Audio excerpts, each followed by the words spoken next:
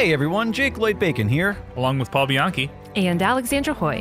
Hey, we all host different shows on Dragon Wagon Radio. We do, but that's not what we're here to talk about. Not at all. We are here to talk about Dungeons and Dragon Wagon, a narrative podcast series in which we venture into a mythical land for a D&D inspired role-playing game. Alexandra and I are joined by Matt Hinksman and a very special guest of quest for each chapter of an epic saga in which we must take on the roles of half-orcs, dark elves, and more as we fight our way through a fantastical land of peril, drama, and often hilarity. All of which is controlled by me, the Dungeon Master, and the player's chance rolls of the die. And our show is for everyone. Even if you know nothing about D&D or role-playing games, we've got you covered. That's right. Our game sessions are highly edited, easy to follow, sound designed from top to bottom, and completely immersive.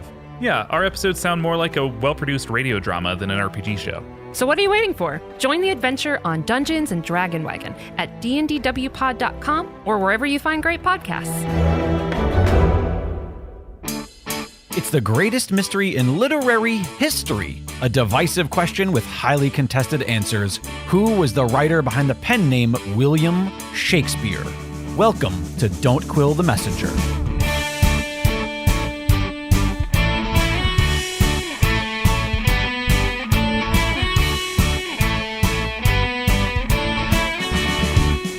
Here's your host, Stephen Sable.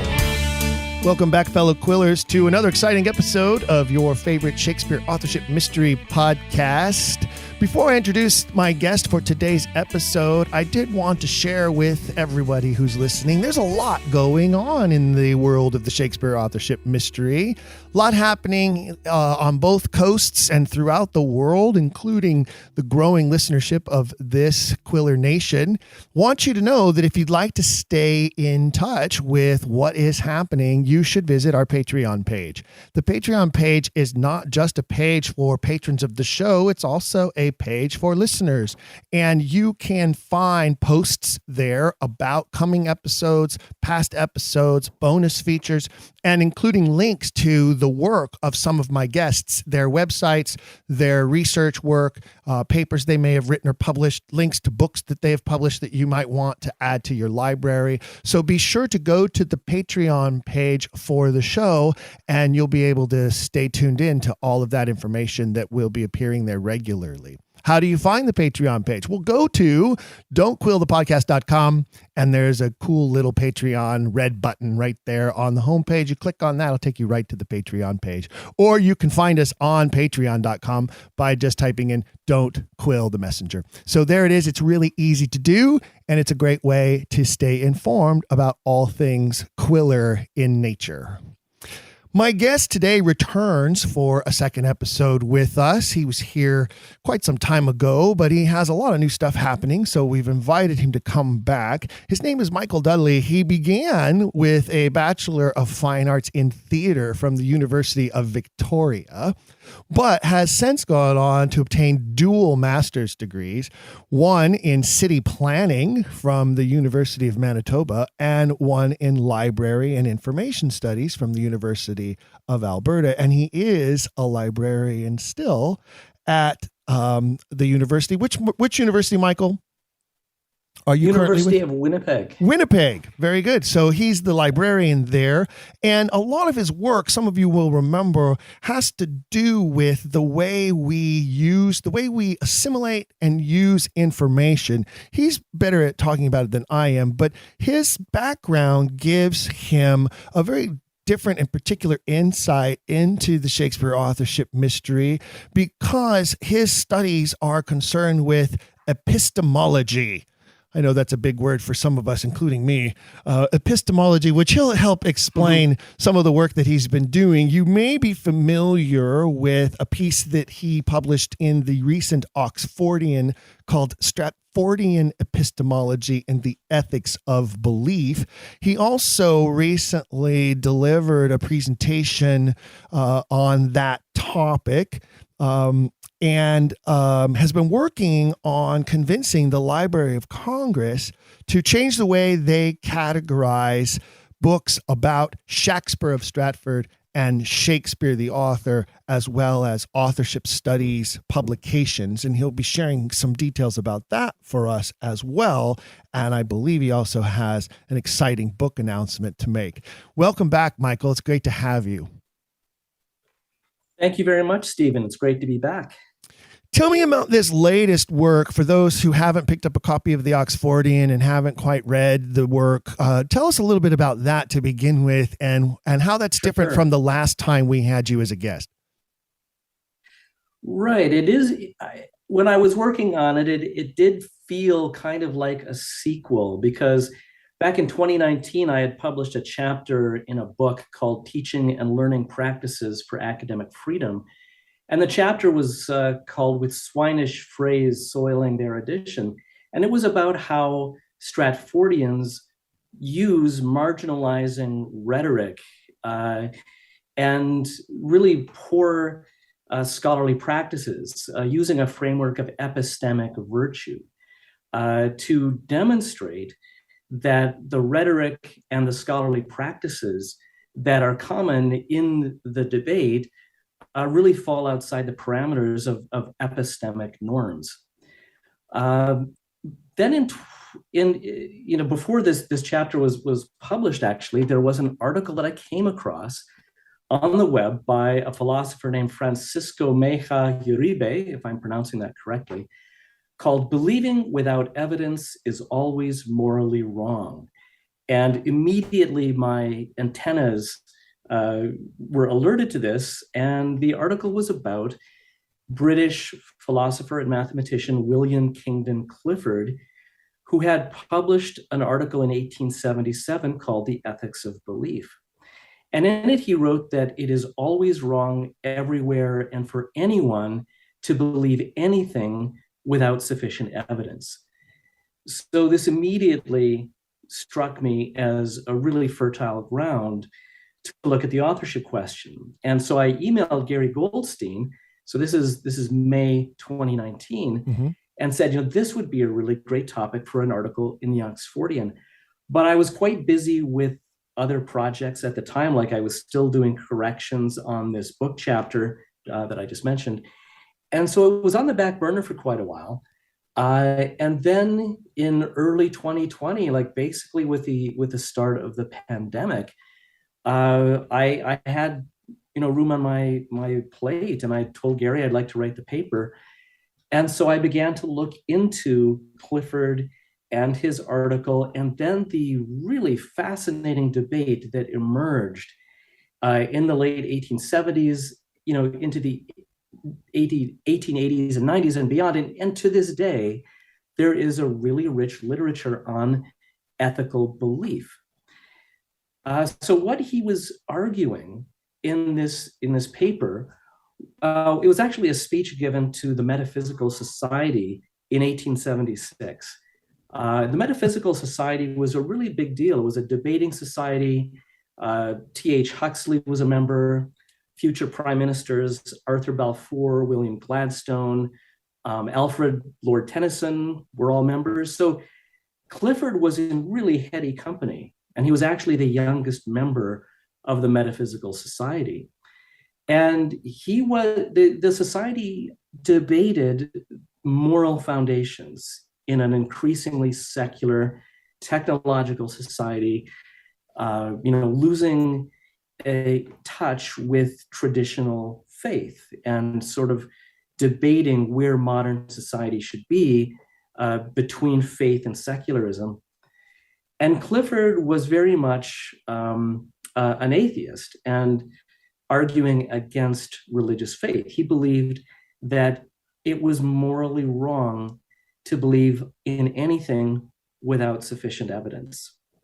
So he starts off this speech and later article with a story of a ship owner who has a ship that's about to embark on a voyage with cargo and passengers, and it's an older boat, and he's not sure if it's still seaworthy, but he pushes away his doubts. He buries his doubts, the ship leaves, and it sinks, and all aboard are lost.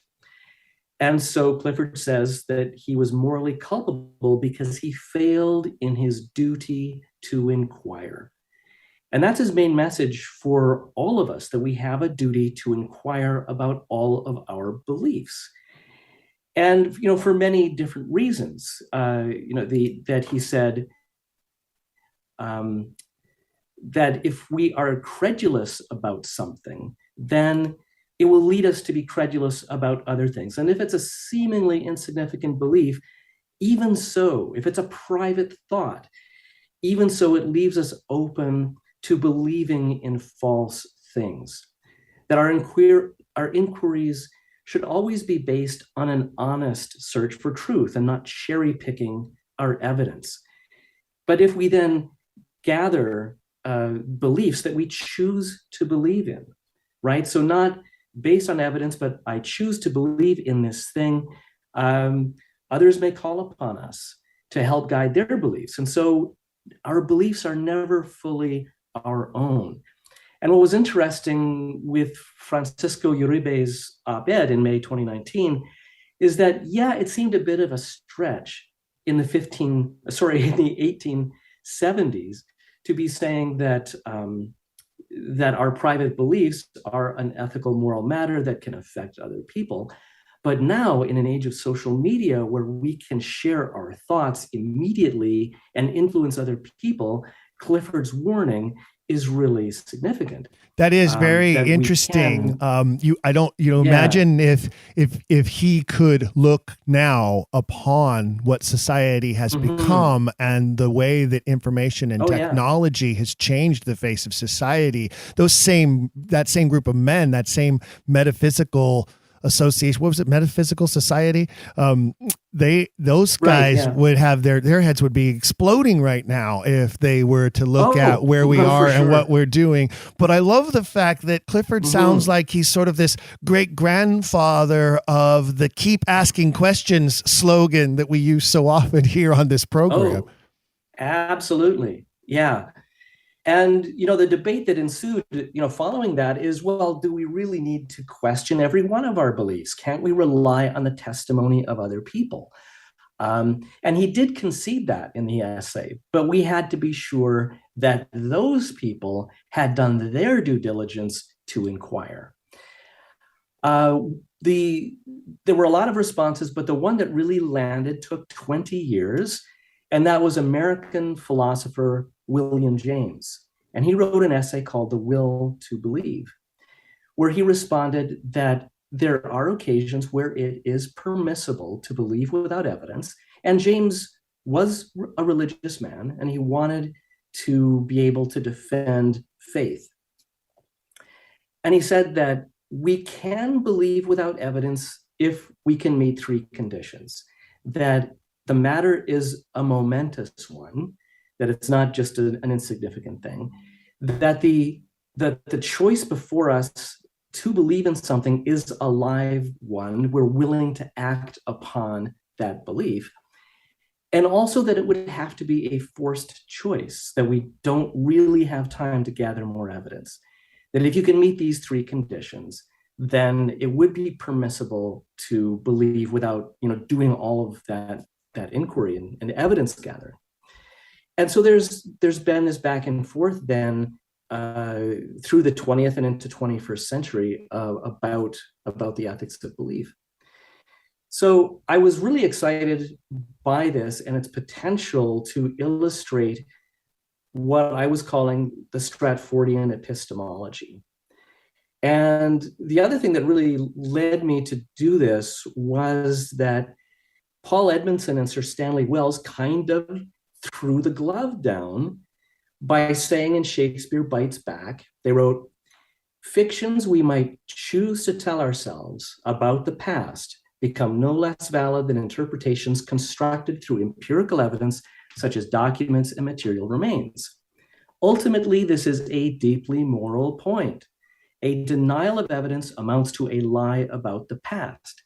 People who are duped by conspiracy theories find in them something they may like to believe.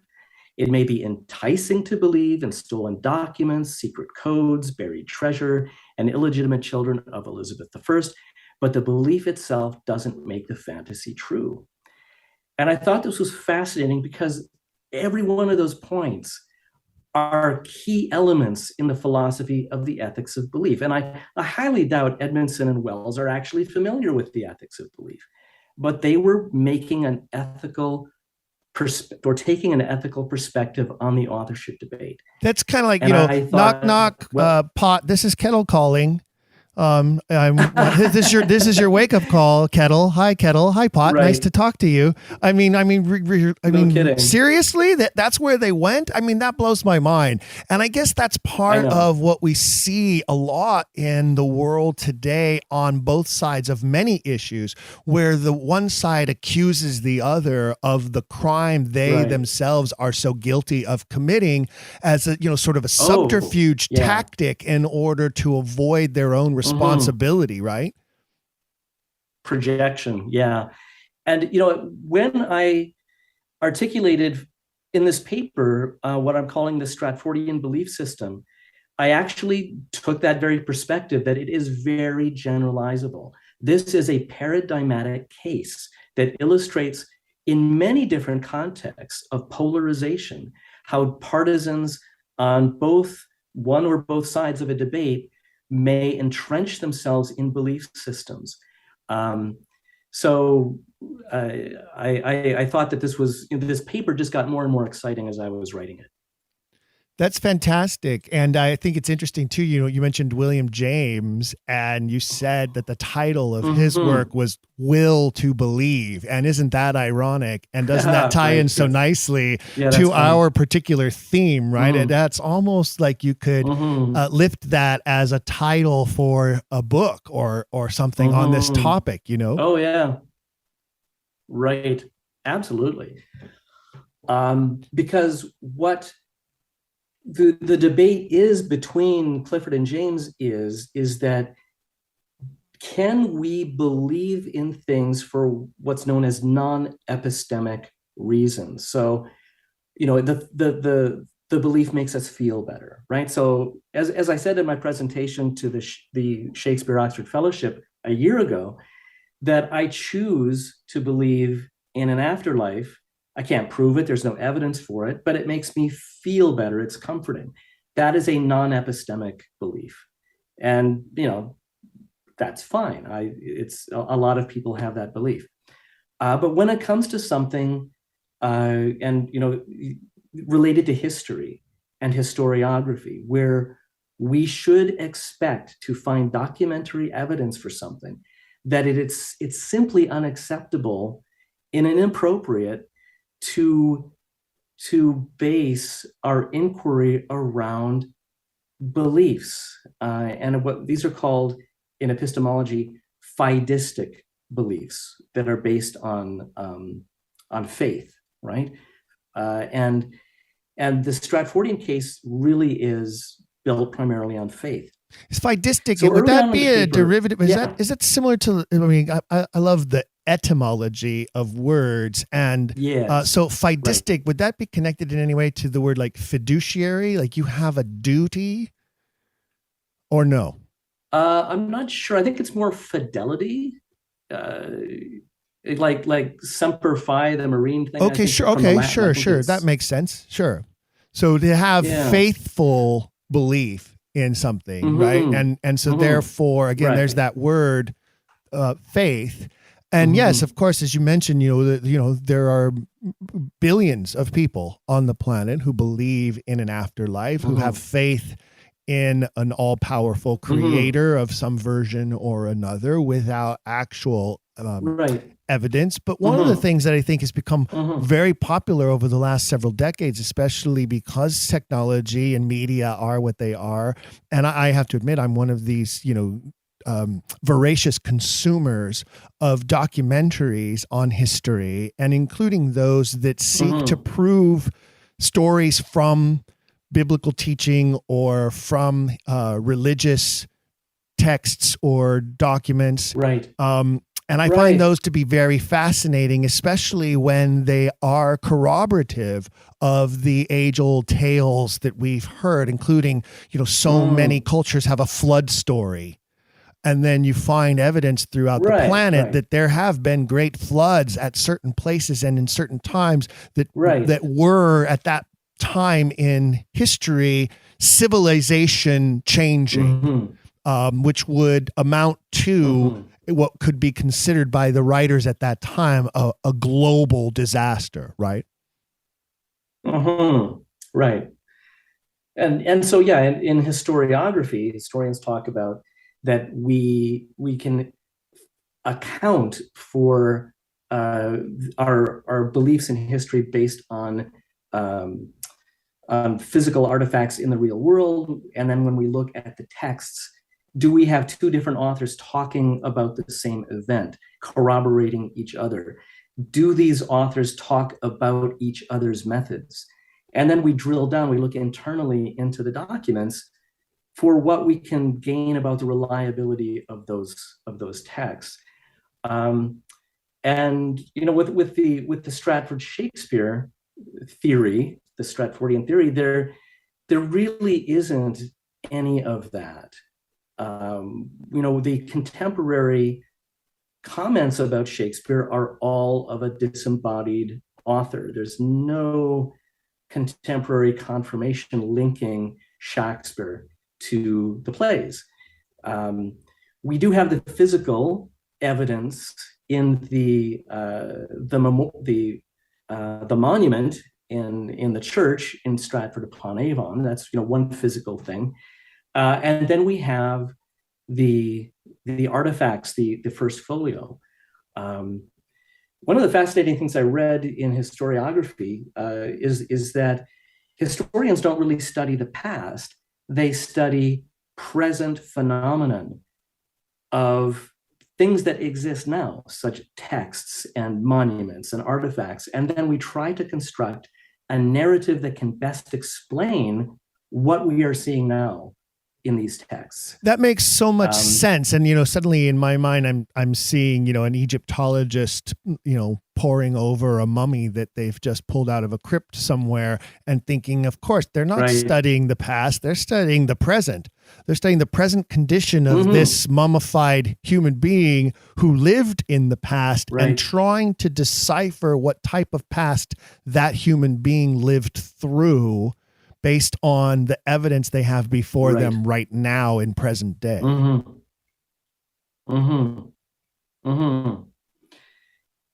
Yeah, and then we have historians need to debate about, well, what kind of evidence is this? I'm getting a bit ahead of myself because maybe I'll come back to this when I'm talking about my book project that I'm working on, because it does include a chapter on historiography. But I'll get back to the current paper then, because it does relate to what is our basis of knowledge. Okay. So what I'm calling the Stratfordian epistemology, and I articulated this in my 2018 paper on becoming an Oxfordian, that the Stratford Shakespeare and the Oxford Shakespeare don't unto themselves, Oxford as the author, are not themselves paradigms, but how we look at each one of these purported authors do represent different research paradigms. And so they each have different epistemologies. And the research paradigm is composed of four elements. There's an ontology, which is what exists. There's an epistemology, which is what is the basis of our knowledge? How do we know what we think we know? There's the axiology, which is what is our justification for doing this research? Why is it important? And what values are we basing our inquiry on? And finally, there's the methodology, which is what specific means do we use to gain more knowledge? And for both the Stratfordian and the Oxfordian research paradigm, the answers are really different. The Stratfordian ontology, what exists, is that we're looking at works resulting from natural genius and imagination. For the Oxfordian, it's nurtured genius within a specific social, educational, societal milieu. And all of that and all that implies. Indeed. And But in the other fact, thing that- very specific, right? I mean, I think there are few moments in history, over that multiple decades there, I'd say, from the 1570s through 1603, that's a very specific place, a very specific time period, and very specific characters involved that are being written about through this Shakespearean canon. Yeah, absolutely. And the other thing that exists is this historic individual about whom little is known. Another way to think about this that I find really fascinating and useful is Aristotle's 4 causes, Aristotelian causation. He said there were 4 causes for anything. There's a material cause, a formal cause, an efficient cause, and a final cause. The material cause is what the thing is made of. The formal cause is the shape it takes.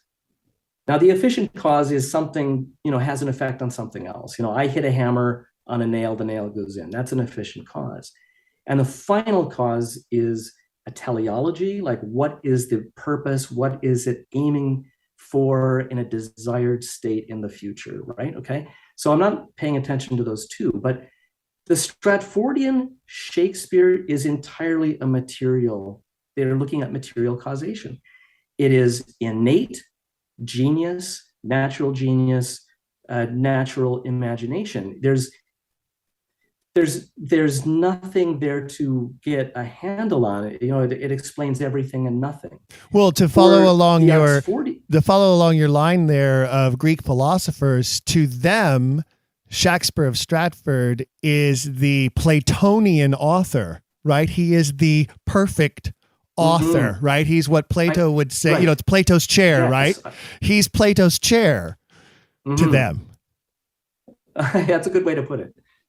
This ideal. Right. But for the Oxfordian, we're looking at a formal cause because we're looking at the structure. We are looking at all of the relationships between those elements. And as you put, in a very specific time.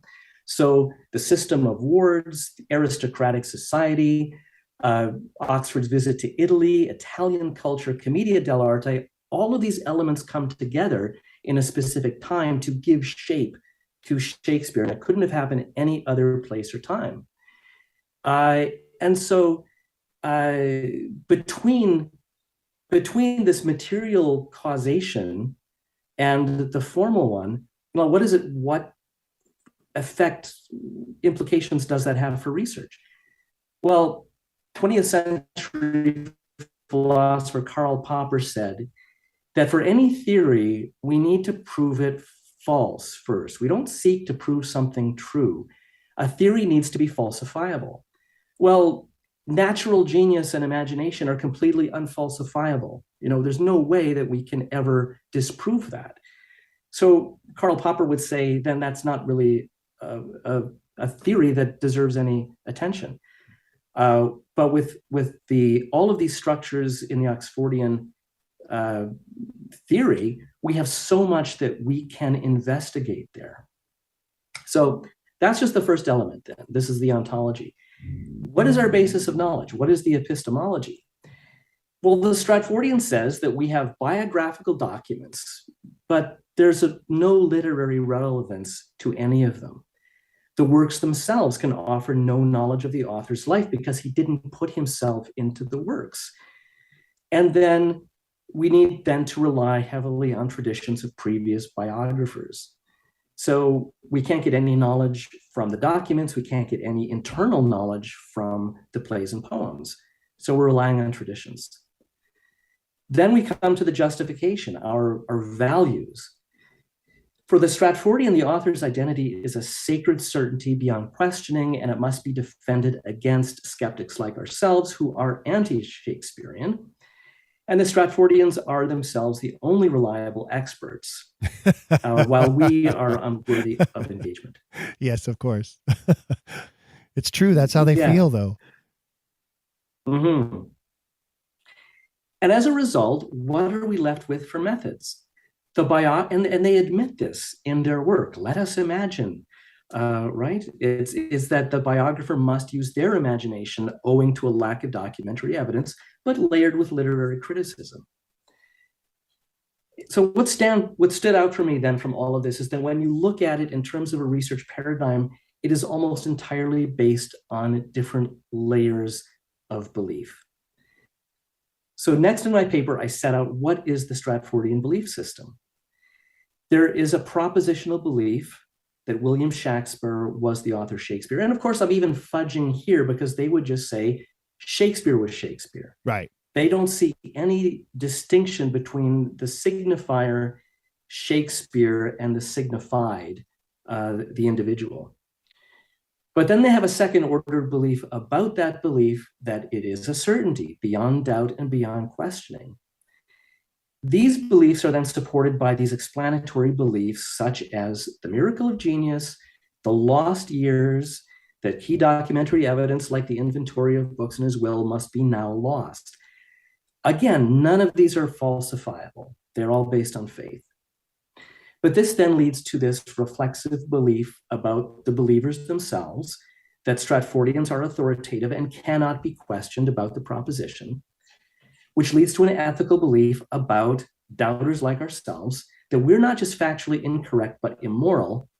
And finally, a juridical or justice-based belief that those who question the proposition may be justifiably punished.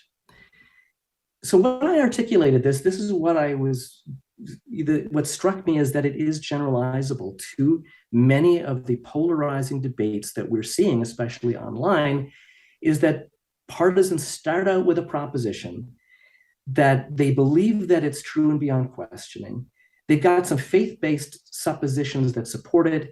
They believe themselves are on the right side of history, that their opponents are not just incorrect, but immoral and can be punished or canceled, as the case may be. It sounds like a cult. If we were having a conversation, if you and I were having a conversation and it did not begin with the preface that this is a podcast about Shakespeare authorship and that our topic was Shakespeare authorship, if you just snippeted out this segment that you just covered, this could very easily and very reliably define cultist behavior. And it would sound to the outsider who just popped into the middle of this program that you were talking about some kind of a cult.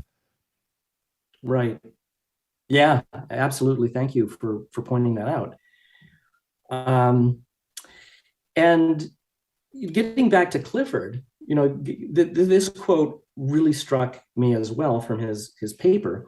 See if it reminds you of anyone. He wrote, if a man holding a belief which he was taught in childhood or persuaded of afterwards, keeps down and pushes away any doubts which arise about it in his mind, purposely avoids the reading of books and the company of men that call in question or discuss it, and regards as impious those questions which cannot easily be asked without disturbing that belief, the life of that man is one long sin against mankind.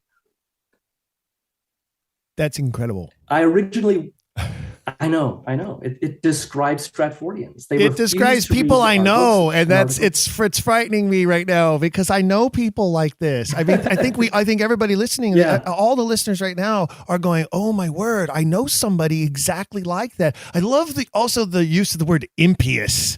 Fabulous word choice there, Mr. Clifford.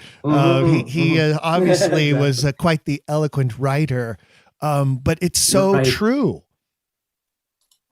I originally wanted to call this paper One Long Sin Against Mankind because I think, over the last 200 years, and especially the last 100 years since the publication of Shakespeare Identified, that it does constitute a one long sin against mankind, what has been enforced epistemologically and pedagogically regarding Shakespeare in education systems, in the media, etc.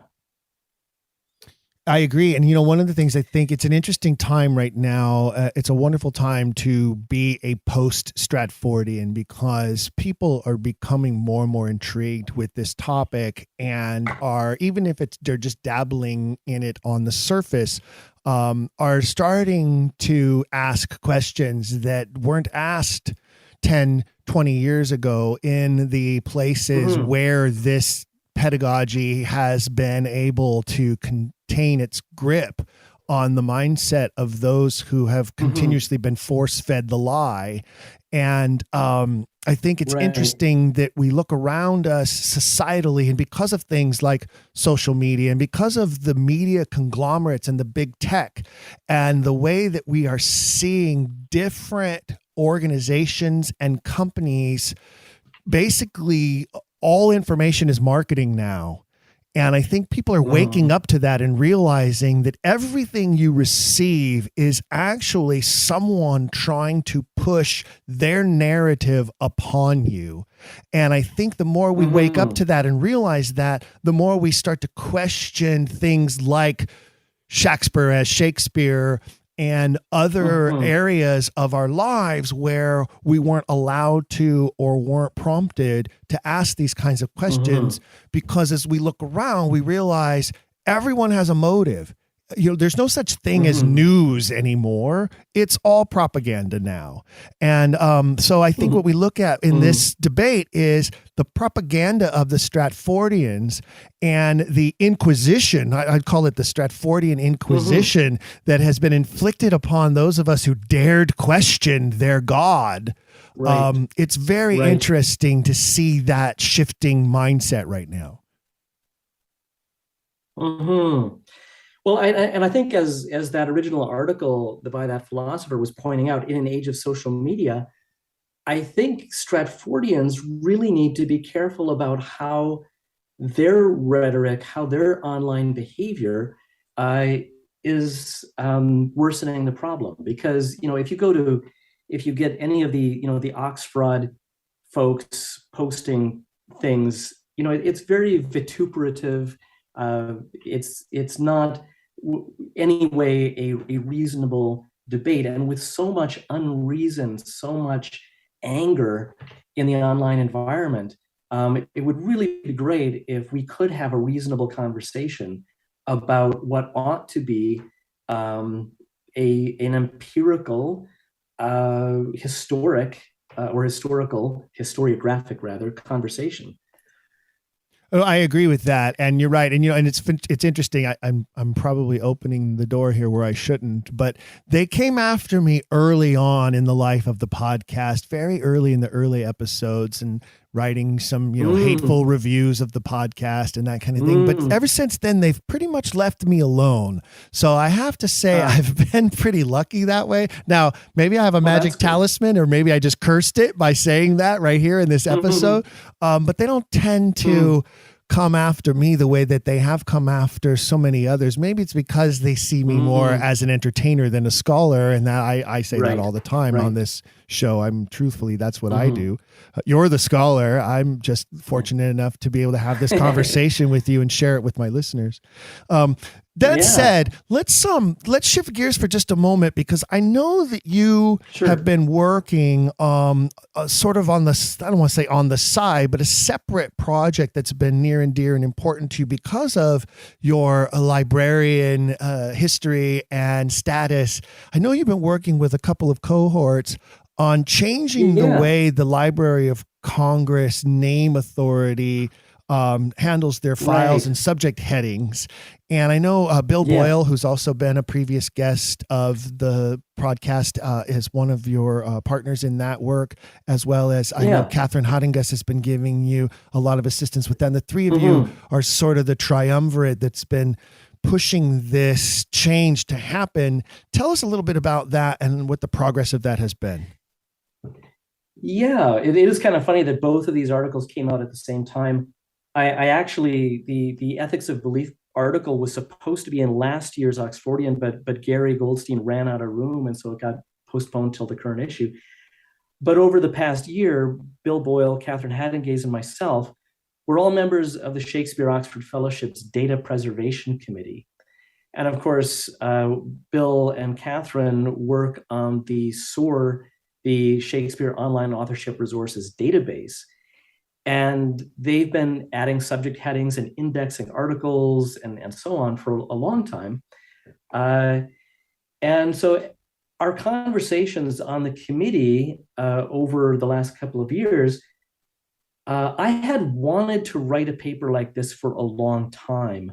I touched on it in an article that I published in the Oxfordian 2015, looking at the authorship question through a library science lens, both in terms of collection development and the very unbalanced preponderance of Stratfordian biographies as compared to skeptical or Oxfordian ones, but then also the subject headings used to tag the books and the classification numbers used to shelve the books.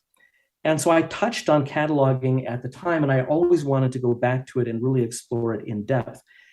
But I'm not a cataloger. I've never worked in cataloging. It's a whole other skill area. But Bill and Catherine have those skills. And so we started talking probably a year and a half ago about writing this paper. And so we each took a different part of it. I mostly did the introduction and the library science theory section.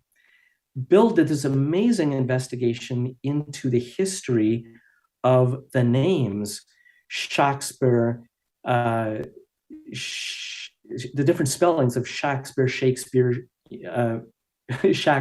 rather, and then Shakespeare, looking at Google Analytics of how over the last 150 years, the usage, the occurrence of these different spellings over time has changed. And so would we be talking about, just to help clarify for the listeners, so would we be talking about SHAXPER, Sorry. KSPER, and SHAKSPERE? Would those be the different versions of Shakespeare or Shakespeare that is different from Shakespeare, the author, correct? Yeah, so he looked at Shak, SHAKPERE, and that was dominant through the early half of the 19th century. And, you can still see books on the shelves about the collected works of Shakespeare. I have one of those books in my library, as a matter of fact. Yeah. Right. Okay. And then there was also Shakespeare, SPEARE. But then the spelling that predominates now really only began to emerge in the late 19th century until the other two faded completely out of existence. But what his analysis demonstrated is that for a long time, the different spellings were debated completely without the context or reference to the authorship debate.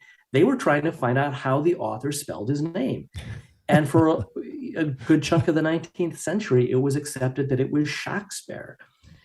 And so that one always cracks me up. I always love that one because, that has to be based in the 6 signatures, right? That we're also familiar with. And if the listeners listening and they're not familiar with that, they can find that easily. The 6 shaky signatures, we like to call them.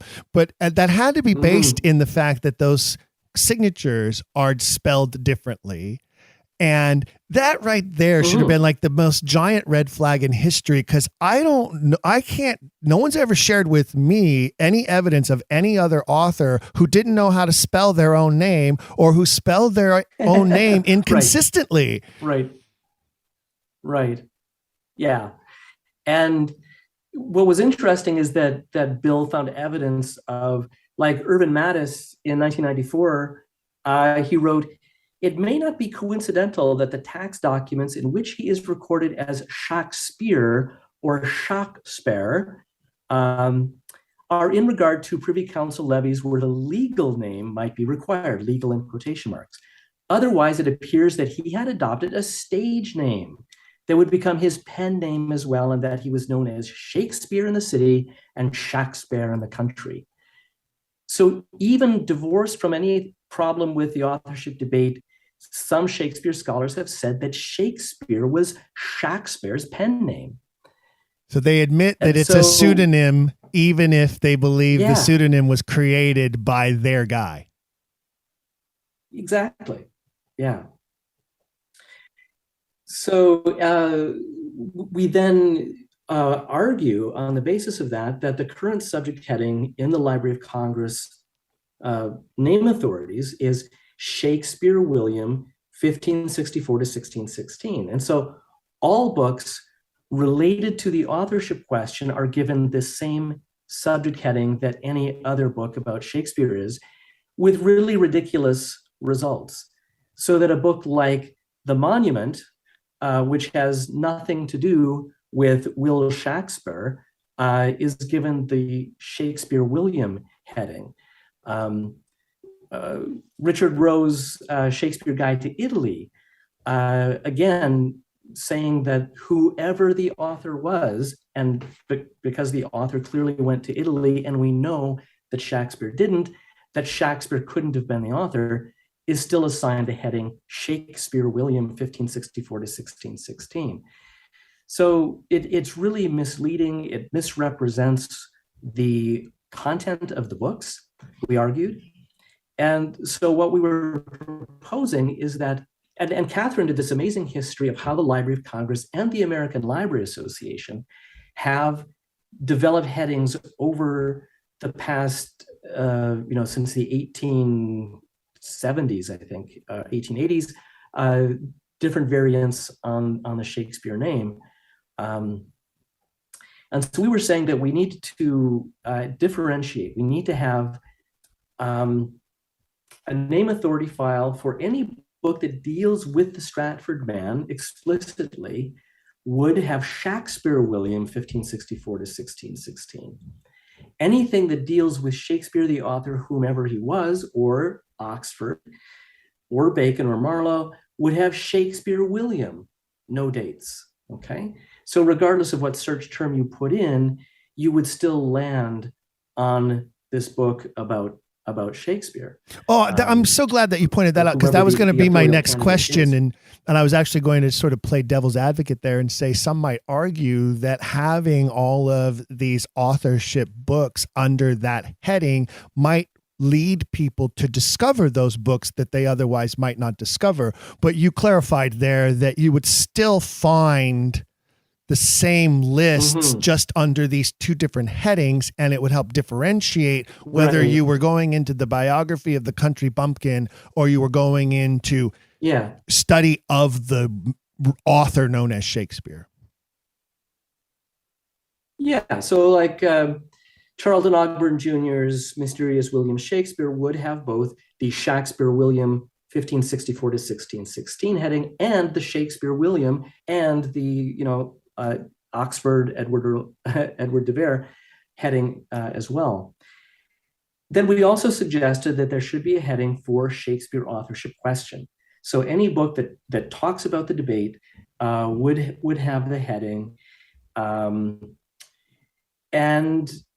then finally, for standard biographies, how would it affect them? So like, Greenblatt's Will in the World currently has the Shakespeare William 1564 to 1616. It would just be changed to Shakespeare William with the dates and then Shakespeare William. It would have the same, both headings. Users would still discover it, but it would accurately reflect that he is talking about the Stratfordian. And if it were just a biography of, say, let's say I wanted to write a biography of Edward de Vere because I think he's a fascinating person that has been underreported through history, and I want to completely avoid the Shakespeare question, and in my biography, and I write the book, it would come under de Vere Edward, 17th Earl of Oxford. Yeah. Would it wouldn't actually be given the Shakespeare William heading at all unless I address that topic in the book? That's right. That would be the intention. Okay. Yeah. So where does that stand? And I know you're feeling very confident about it. Process. Yeah. Yeah. It got published in late September. I checked today, there's been 137 downloads. It's in the journal Cataloguing and Classification Quarterly, which is one of the leading library science journals in the world, and the only one devoted entirely to cataloging. Okay, I have to admit that really does sound like a library nerd publication. I'm sorry, but that has to be just for library nerds.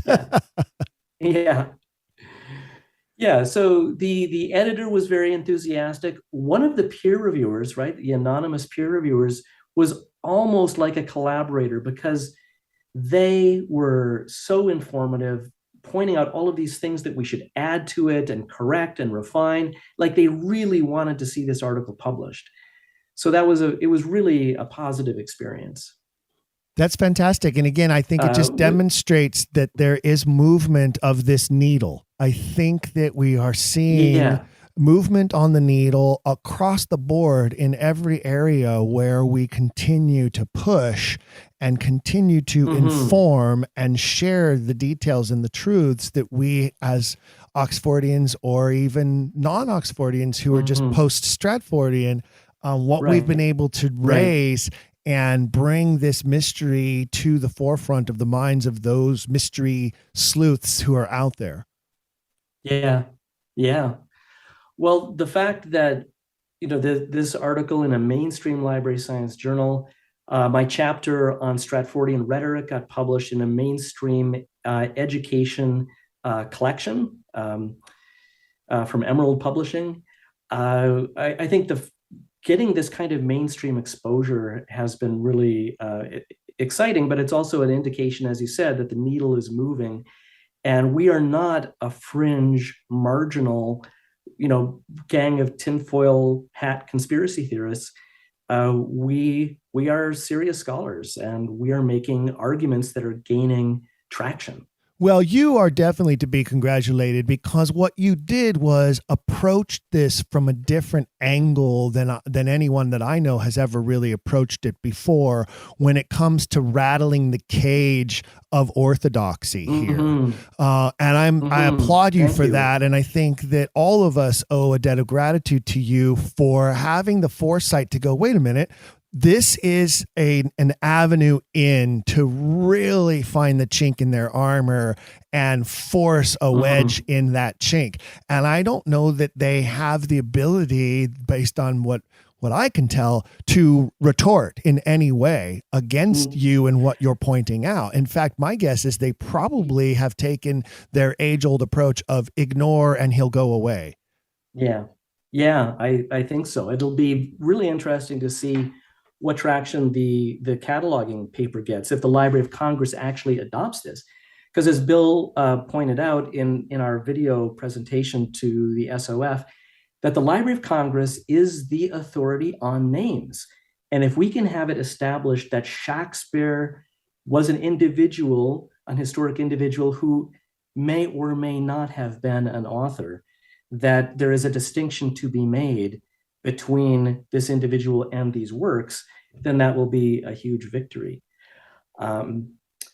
So that'll be exciting. But the other thing that I want to let your listeners know about that's super exciting. Yes, so we've been saving this one for the end here. Yeah. I'm glad. I think we're ready. Yeah, let's drop this bomb on everybody. Yeah. Okay, so I am going on sabbatical from the university in January, so just in a month and a half. My first sabbatical ever. Super excited about it.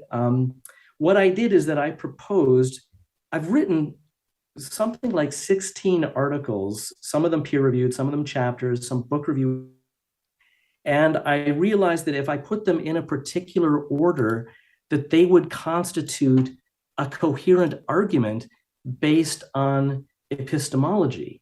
So the ethics of belief was going to be the first chapter, but I've since realized I need to have a couple of additional chapters. So I proposed a book called The Shakespeare Authorship Question and Epistemology: Theoretical Perspectives and Approaches. The library's research committee approved it, forwarded it to the university. The university's research committee approved it, granted me a sabbatical. So I think, again, that this is another stepping stone in the academy, that my university has recognized the legitimacy of this research. Well, and if they're But smart, about a they'll month ago- embrace the fact that they have you as a part of their faculty. And when this all blows up the way that I think it's going to be a feather in the cap of the University of Manitoba. Well, Winnipeg, but yes. Sorry, Winnipeg. I hope so. Yeah. Manitoba, is that's another your university one of here. your alma maters, isn't it? That's right. Yeah. Yeah. So, Well, they but should be the proud other too. Really exciting thing is, thank you. I sold the book to Cambridge Scholars Publishing. So I hopefully am going to submit the book at the end of June 2023, and it is going to be an academic monograph from a mainstream scholarly publisher. This is fantastic, and it's going to be just another tool in the arsenal that we have in helping to share all of this information with new students, new scholars who are up and coming. You know, if your publication can find some use in the hands of history departments and English departments and even philosophy departments. Yeah. Oh, yeah. I think, and science for that matter too, because, you know, epistemology, it runs across so many gamuts there. But I think that opens the door. Yeah, I'm taking, a very interdisciplinary approach in all these different chapters.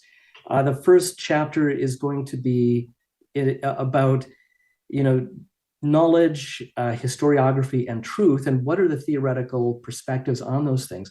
Basically, my hope for this book is that it's entirely about these external frameworks that are used in all these disciplines that are used to evaluate what constitutes knowledge. I don't want to argue evidence at all. I want to stay away from that because that's where this has gotten bogged down. One historian I was reading was saying that, evidence isn't sufficient. There has to be understanding based on the historian's background knowledge, interpretation, and theories that completely, allows you to understand the past. And so, we could have another 70 contemporary references to a Shakespeare. Stratfordians would say, here you go, more evidence of our guy, but they don't have the understanding that we are developing as post-Stratfordians and Oxfordians, that we can't take these as prima facie evidence of any link to the Stratfordian. Well, and when you think about, it's been a long time since I've been in a college classroom. However, when you think about what we learn throughout our education about the importance of citing your sources and having variety of sources that corroborate each other, and about the proper methodology for making determinations as we go through whatever subject it is, whether it's a research project or it's a science project or whatever it is. One of the things that I think you glaringly point out here, and have done so successfully and will continue to do so with your new book, is that in this one particular area, we've thrown all of that out the window in the name of this mythology that these high priests of Stratfordianism continue to foist upon us like the great Oz from the echo chamber behind the curtain.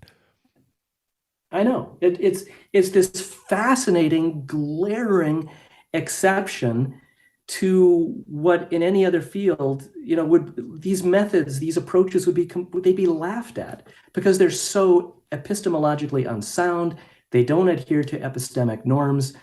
It's an alien, completely objective alien coming and looking at this would be amazed that it's gone on this long. It's truly ridiculous in every way. I mean, in the truest definition of that word, it is ridiculous that this has gone on this long and been allowed to go on this long and has been fostered throughout history by what would otherwise be known as great men of great knowledge and reason. Yeah.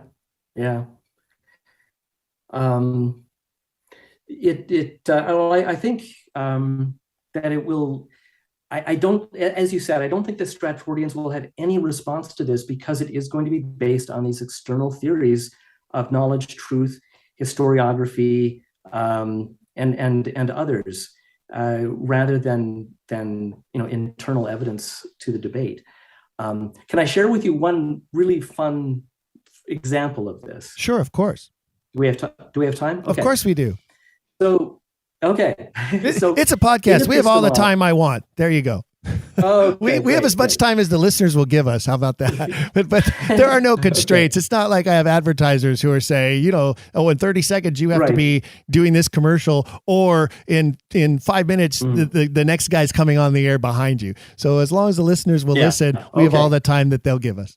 Good. So indulge me a moment, because I just had such fun with this. Please. So in epistemology, in theories of knowledge, there's this idea of justified true belief. In order to have knowledge about anything, first of all, you have to believe it. It has to be justified, so there has to be some evidence that you can point to support that belief, and it has to be true. It has to correspond to the real world in some way. So you have justified true belief. And this dominated epistemology for a long time. But then in the early 1960s, a philosopher named Edmund Gettier said, well, hold on a second. We can imagine examples where people have justified true belief, but they have no knowledge. And he said, imagine this, okay? Two men, Smith and Jones, are both applying for the same job. They're in the waiting room. Smith has overheard the boss saying that he's going to give the job to Jones. Smith also knows that Jones has 10 coins in his pocket. Now, don't ask me how he knows that. Maybe he saw Jones counting his coins. So Smith reaches the conclusion that the person who is going to get the job has 10 coins in his pocket. Well, the boss comes out and tells Smith that he has the job. And unbeknownst to Smith, he also has 10 coins in his pocket. So Smith had a justified true belief that the person who got the job was going to have 10 coins in his pocket. Now, I know that may sound a little silly, like what the heck? But let's apply this to the authorship question. Can you have justified true belief without knowledge?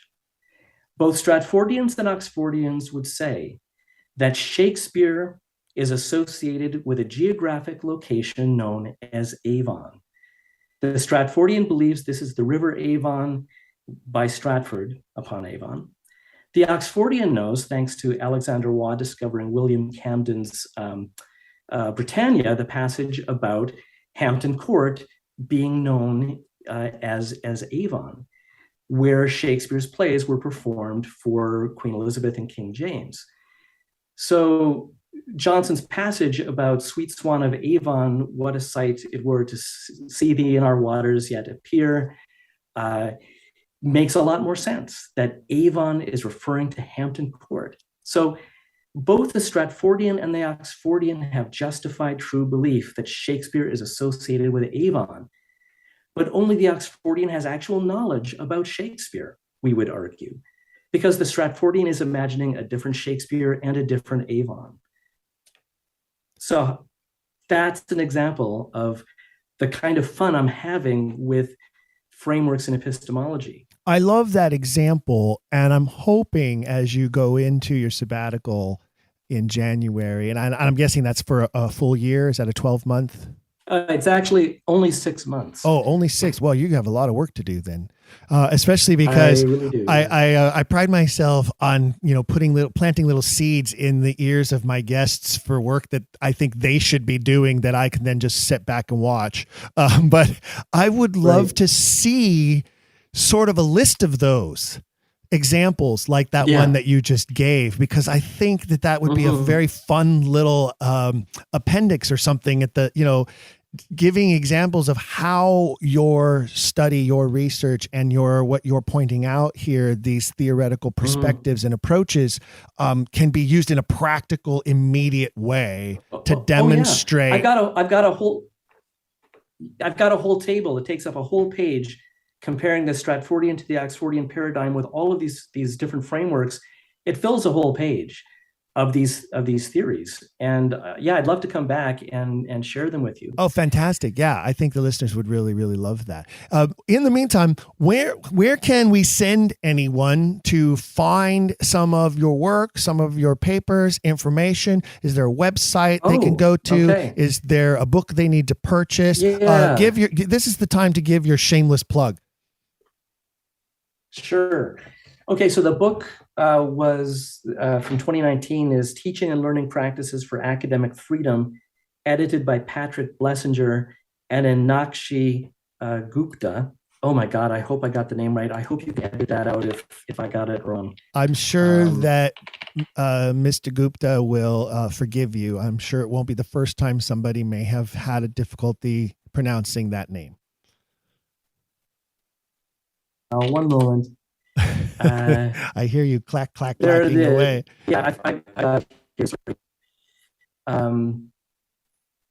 Yeah, sorry, it's Sen Gupta.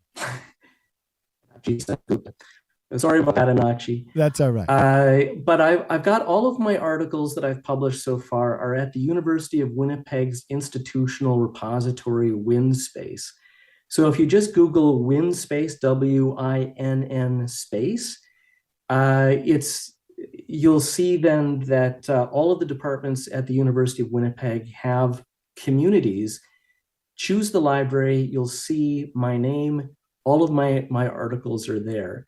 Once you click on my name, you can search Shakespeare, and that will bring up every article I've ever written, and these are all going to comprise the book that I'm writing. I've also got a number of videos on the Shakespeare Oxford Fellowship's YouTube page. I did a full talk on the ethics of belief a year ago, and that's on the SOF YouTube channel. Great. I'll make sure that we get that link to your site at the university on our Patreon page so that our listeners can find it there as well. Sure, I can. I'll email you the link. Great, that'd be great, and we'll post it up there on the Patreon page for the Quiller Nation to do some exploring. Right. What a fascinating topic. And again, I think you're to be congratulated and applauded for attacking this subject this way and really rubbing their noses in it in ways that I don't think anyone else truly has yet.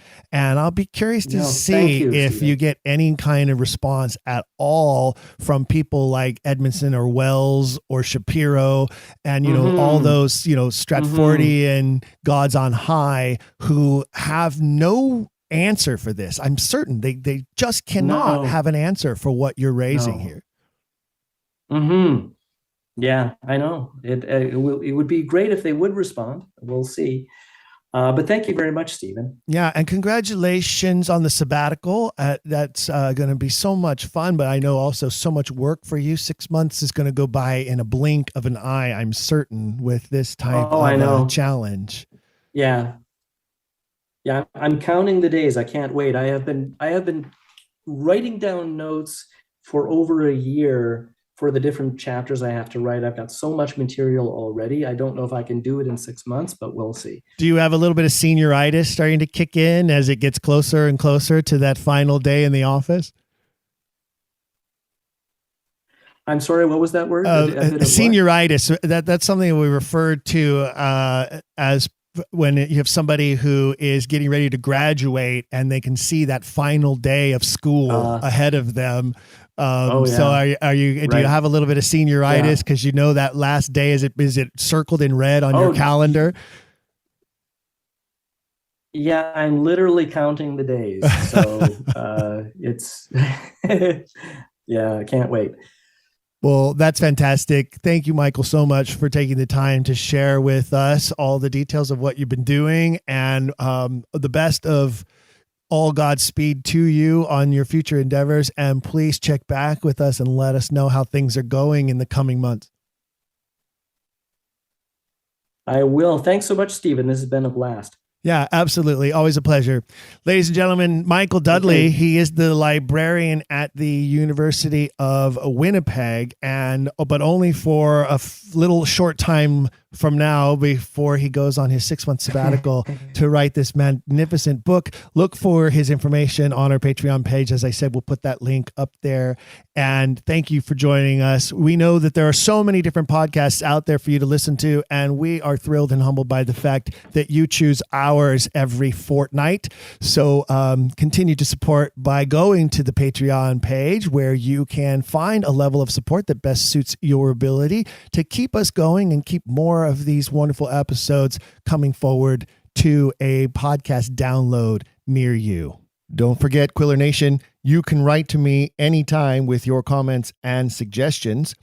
In fact, I'd like to give a shout out to fellow Quiller John Anthony, who recently sent me some enhanced images of the famous Two Henrys etching depicting Henry Wriothesley, 3rd Earl of Southampton, and Henry de Vere, 18th Earl of Oxford, who many have come to believe are actually father and son.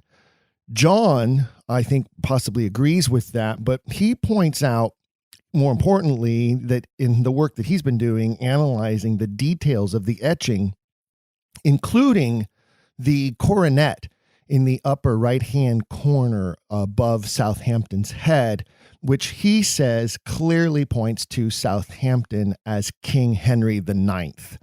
And thanks for that, John. I can't wait to examine the images in more detail and see what I see.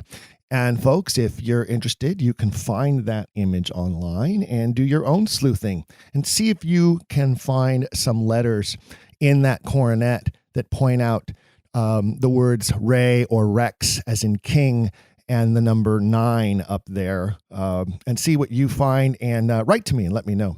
I also want to thank so many of you, too many to mention here, who have responded to the most recent episode featuring Sir Derek Jacobi and Richard Clifford.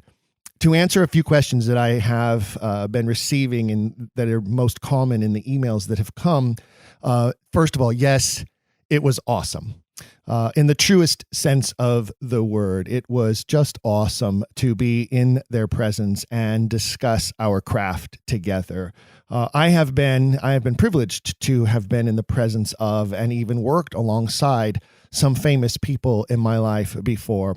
And I'm not one who is easily starstruck, but I have to admit I was a little weak in the knees when Richard opened the door and invited me in, and Derek shook my hand. But Derek and Richard were so warm and welcoming and so completely gracious that after just a few minutes and a cup of tea, it was almost like talking with longtime theater buddies. Actors are some of the most welcoming and accepting people in the world, and it doesn't change regardless of how famous they become, or it shouldn't anyway. And with these two gentlemen, it certainly does not. I'm glad so many of you enjoyed the episode, and I am still going to work on getting Ralph Fiennes, Jeremy Irons, Keanu Reeves, or any other high-profile celebrity Oxfordian who is out there to do an episode with me. If you have a contact, send them my way. So if you're listening out there, Quiller Nation, and you know a way to get a hold of one of those individuals, please let me know, or please let them know.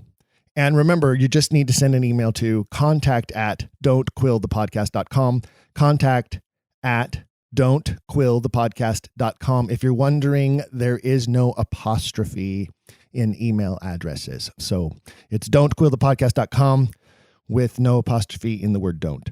If you want to know more about my experience in England and the De Vere Society event that occurred at Hatfield House, you can find the recent bonus feature I recorded with a sort of play-by-play account of the day. Just go to our Patreon page, join the Quiller Nation at the appropriate level, and you'll gain access to the entire library of bonus features that is collecting there.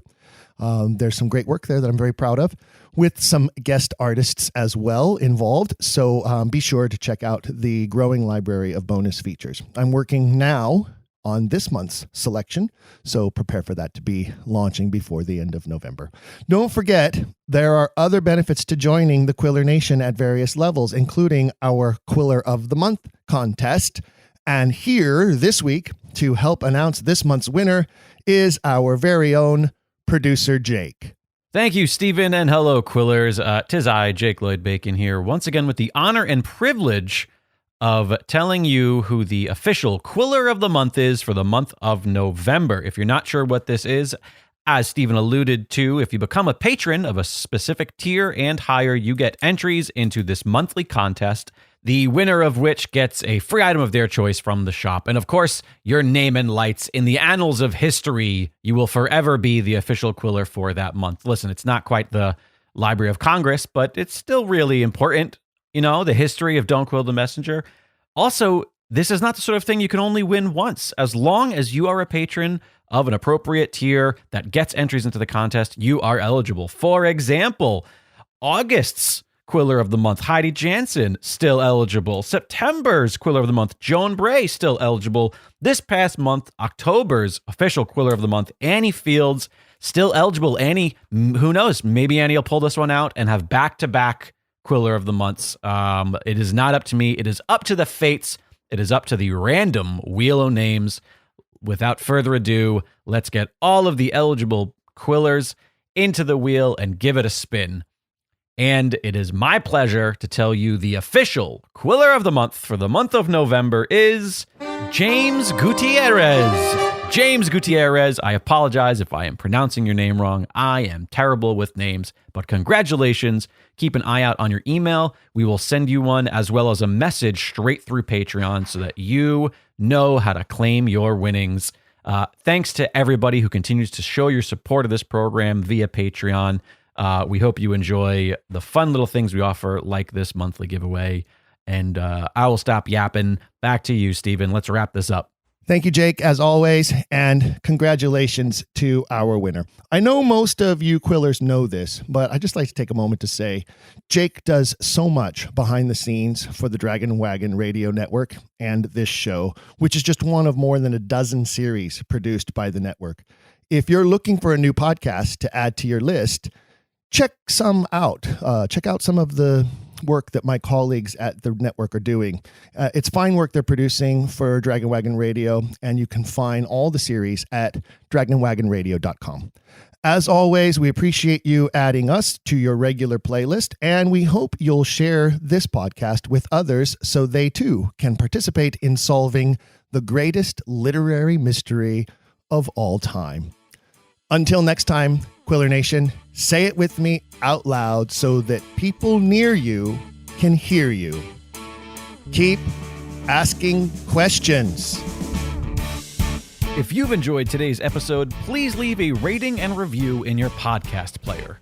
For even more, visit our website, don'tquillthepodcast.com. There you can find official merchandise in our shop, as well as a link to our Patreon. This show is made possible by people like you. We hope you'll consider showing your support by becoming a monthly patron, where you'll receive bonus material and tons of exclusive perks. You can also join in the conversation on our Discord and by following us at Don't Quill the Pod on all social media. All of this can be found at don'tquillthepodcast.com, don'tquillthepodcast.com.